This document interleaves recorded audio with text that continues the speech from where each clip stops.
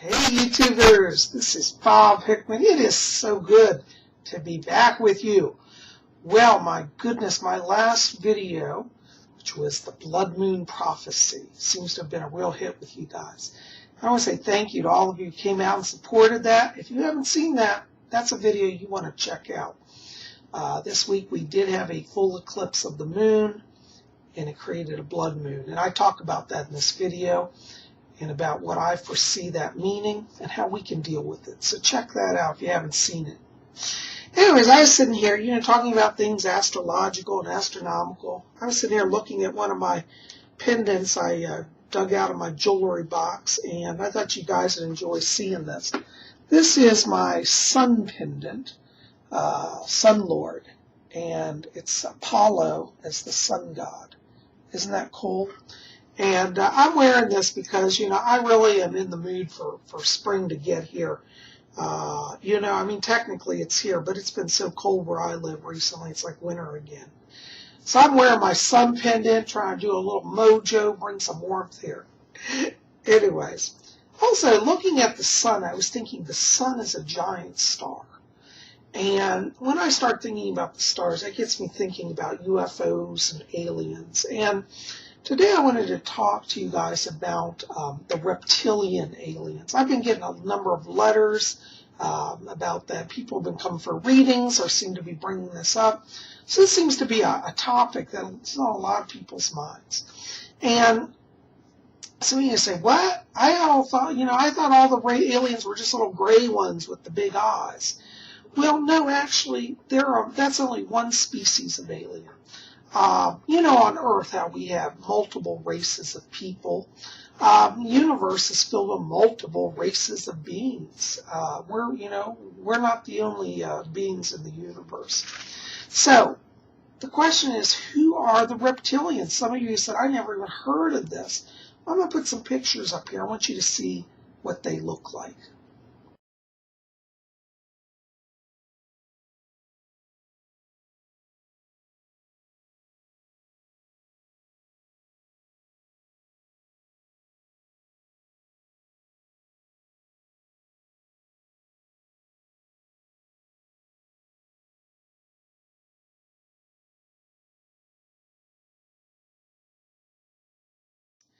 So, as you can see, this is what many people report that the reptilians look like. I myself have never encountered a reptilian, so I'm going to trust the people that have seen it. What's interesting is many people report that these aliens resemble large lizards or snakes. They're reported to be between 5 and 12 feet tall. And they have scaly skin, sometimes grayish color, sometimes a greenish color. And they literally have faces like snakes or lizards with the eyes, with the pupils that are like snake eyes. Now, their body overall is humanoid, meaning they have 2 legs, 2 arms. They stand upright, have a central spine. So they're humanoid in appearance, except many of their features are a combination of reptilian.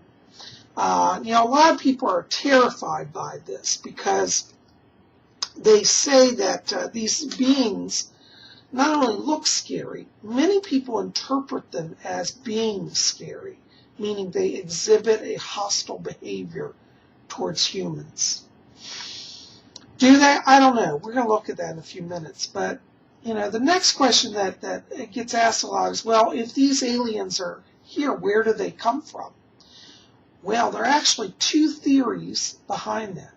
One theory is that they're actually beings of Earth. They're an ancient race that have lived on Earth and now live underground and have been here for millions and millions of years.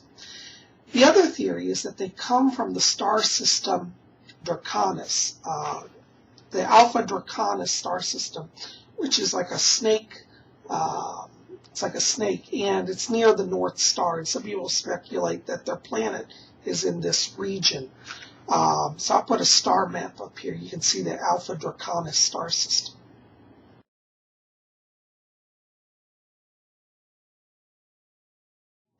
So the Alpha Draconis star system is where they are believed to originate from. So it's not clear whether they are visiting from there or they originally came from there and are now settled on Earth, or if they never really came from there, have always been on Earth. There's a lot of speculation about this. And part of the reason, from what I understand, why there's so much confusion about the reptilians is people that have been abductees have reported encounters with these aliens. From what they've said, these aliens are very aggressive. They, in fact, almost treat humans as, trash just to be thrown out. And so humans who have encountered the reptilian aliens have come away feeling very intimidated. I tend to believe the abductees because I feel that many of them are credible people. They're not crazy. And their experiences are consistent. If you study the abduction cases, people from different parts of the world, no connection, are having exact same experiences. I think that's very interesting. Some people speculate. Some people say, well, what is their role in the UFO abduction scenario? Well, some people speculate that they are trying to become the masters of the universe. Some abductees have claimed to encounter the small little gray aliens, those are the ones you always see, as being kind of the servants of the reptilians. And there's believed that, at least on those ships, there's a hierarchy where the gray aliens are kind of the worker bees, the reptilians are kind of the masters. I've heard that not all grays are in union with the reptilians, and I've heard that there are, in fact, conflicts. There are some gray aliens who support the reptilians and some that are against them. So, like planet Earth, we got our conflicts going on, and it carries on even into the other worlds. A lot of people are saying, well, Bob, should we be afraid of them? Well, I'm going to tell you, I like to say I don't think we should ever start from a place of fear. I do think we should start observing the signs of the times with a cautiousness and awareness. Sometimes, it's kind of like we could project onto the aliens our own fears. So because we're not used to seeing people that look reptilian, and in our Earth culture, at least in the Western world, reptiles, and snakes are considered signs of evil by traditional Christian standards. Many people bring a bias to the event. So I think we have to step back and say, okay, are reptilians necessarily evil? I think that's a cultural overlay that gets mixed up in this. For example, I know a lot of people from India, and in India, snakes are worshipped. They're honored. They're called the Naga. They're divine beings that accompany the gods. So, like if a Hindu were to encounter a reptilian, they may view it as like, wow, this was a great experience. I met a divine being. And in fact, this also opens up the question, when we look at the ancient cultures around the world, many of them have snake worship. And they have beings, if you look in the ancient stone carvings of the temples of like India and other places around the world that have ancient cultures, their snake creatures very much resemble the reptilians. So that begs me to ask the question, perhaps the cultures that do snake worship were actually having interactions with these reptilians, and it got translated as to being gods in their culture. There's so much speculation. If you've ever read the book Chariot of the Gods, it talks about the Nazca lines down in Peru. And these are lines that are giant symbols that look like space images and UFOs that can only be seen from up in the air. You have to literally be in a helicopter to see them. They're large images.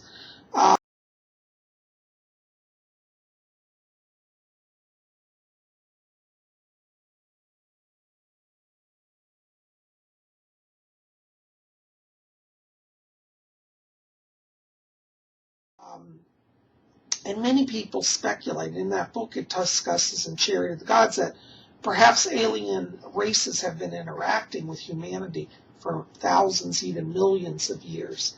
And I say to myself, well, that certainly would make sense. And I think we have to frame the reptilian drama, if you want to call it that, in terms of ancient cultures. So if they have been here for all these years, the question is, they're clearly superior in their technology. So the question has to be asked, if they're really dangerous, couldn't they have destroyed us by now? And I think the fact is that they haven't, and that they seem to hold back, makes me say, well, perhaps there's room for interaction and discussion. So we don't necessarily have to look at them as the enemy, as many people want to instantly place them.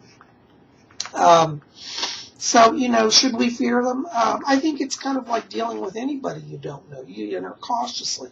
It's like people you meet on the street somewhere. You take your time getting to know them. You're not going to instantly let them in your house, And I think with the alien cultures, all of them, including the reptiles, we want to take it as a, case-by-case basis, okay?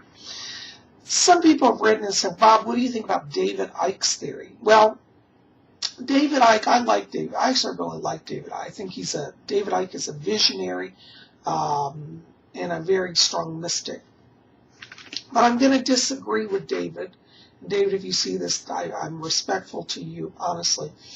David Icke's theory is that the world leaders, many of them are actually reptilians who are shapeshifters and take the form of humans to control the earth. He has speculated that George Bush is a shape-shifting alien. He has speculated that the Queen of England, Queen Elizabeth II, is a shapeshifter. He speculated the royal family are part of the reptilians.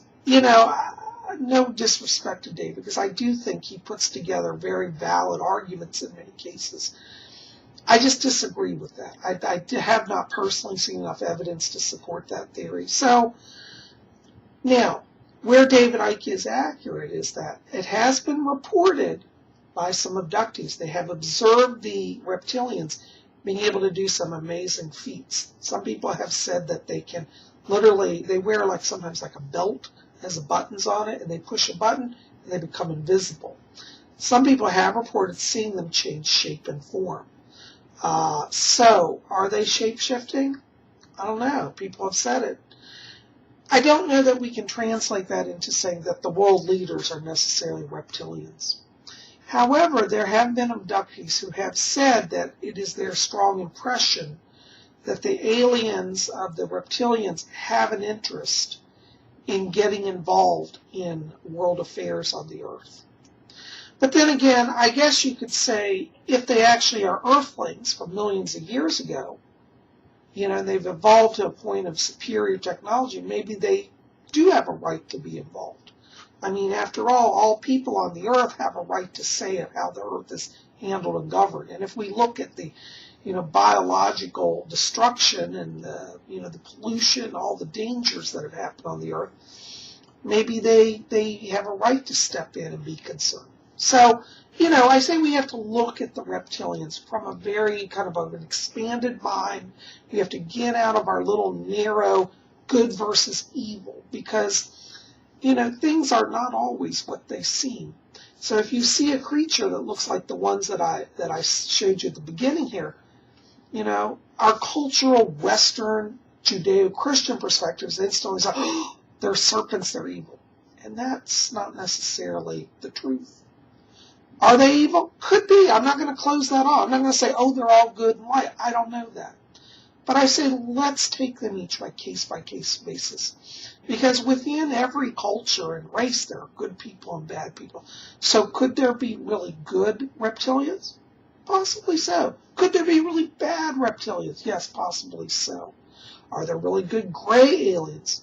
Some people have reported it, yes. Are there really scary, evil, gray aliens? Some people have said yes. So I think we have to be realistic and say within every culture, race, and being system that exists, there is good and there is evil. So I'm going to take a kind of a central, neutral ground on deciding if the reptilians are evil or not. As I said, as a psychic, I have never encountered them. I have had telepathic communications with the Palladians, I do believe, and also with the Greys on occasion. But I have yet to encounter the Reptilians. But you know, hey, I'm open to it. Anyways, guys, listen, I just want to bring that here for you guys and just share some thoughts with you. So let's have a discussion. Tell me any of your thoughts about the Reptilians. Put it in the box below. Thumbs up. And if you're new here, subscribe. Favorite my video, like it, and be part of Spiritchannel. Okay. I'm so glad you're here. Listen, keep it here. We're going to have some more cool stuff coming. This weekend, we're going to talk about another god from the Hindu pantheon. We're going to talk about Krishna, Radha and Krishna, the goddess Radha and the Lord Krishna. And you don't want to miss that. So be here on the weekend. We're going to have that. Listen, guys, I'm so glad you're here. Anyway, share your thoughts, comments in the box below. Blessings to you. We'll see you back here on Saturday.